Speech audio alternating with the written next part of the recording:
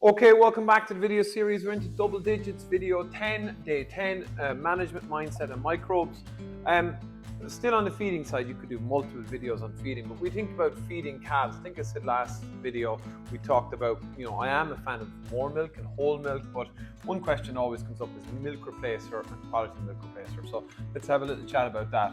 When we are talking about more milk, one thing we need to think about as well is early on is abomasal adaptation. So you can't have a calf at maybe 7 to 10 days and suddenly decide you want to feed them a lot more milk.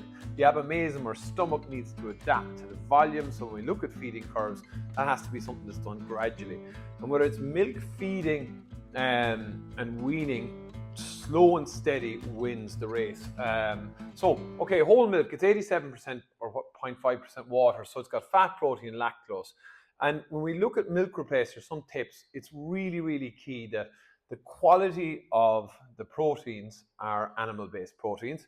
When we look at fat percentages, there can be significant difference, I think, and again, it's just an observation.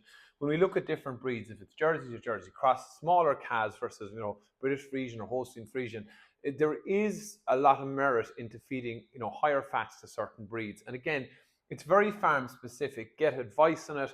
A quality replacer fed well. So we're looking at the fat percentage being up in 18 to 20%, but and this is fine tuning, can be dependent on breed. When we look at protein percentages, then if we're trying to drive growth in our young calves, we need energy, we need protein, we need fat, but the protein part, the milk proteins is absolutely key, something between 22 and 25. Unfortunately, I'm going to get into some other stuff on milk replacer, but the big thing I see is consistency. Consistency on mixing, time, temperature, volumes, and osmolality. So we're doing the same thing day in, day out. So if we're going for 125 grams to a litre, then we're doing that consistently every day. Where we get fluctuations, I still think that's where the problem is. Of course, a lot of debate around skim versus whey, and both have quality. So skim, that's where you get clotting of the milk in the stomach. It's probably more forgiving in seasonal systems where we want timed weaning, but whey also has its advantages, for example, on automated feeders. But one thing I do see, and again, this is an observation, people with milk replacers will say, well, this is this and this. What I observe with whey, certainly on automated feeders, I think it works well, but you're probably less forgiving with weaning because we can make calves hungry and we can have crashes around weaning. So it's about adapting the milk replacer to your system. But quality is key. And consistency is key, unfortunately, with milk replacer. It's a boring message, like most of my messages probably are.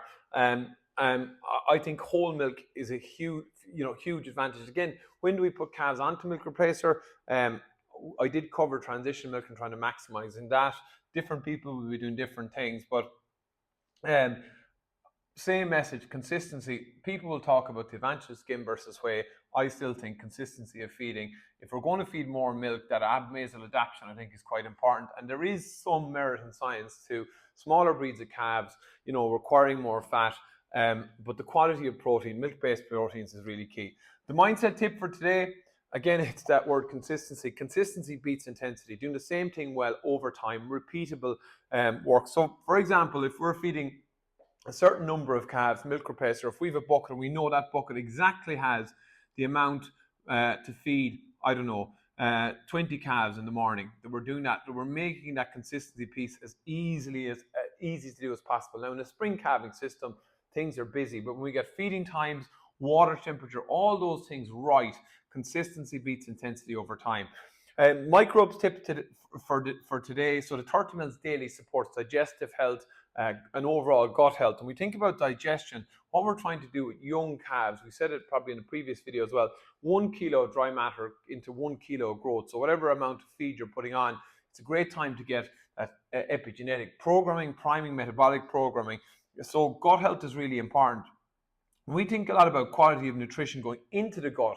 We also have to realize that has to be absorbed, and a healthy gut microbiome and gut health will lead to better absorption. So this is where precision microbes from an average daily gain and digestion point works really well. So we get the quality right, we get it in, we get the absorption, and we get that output in average daily gain, growth, health, and immune function.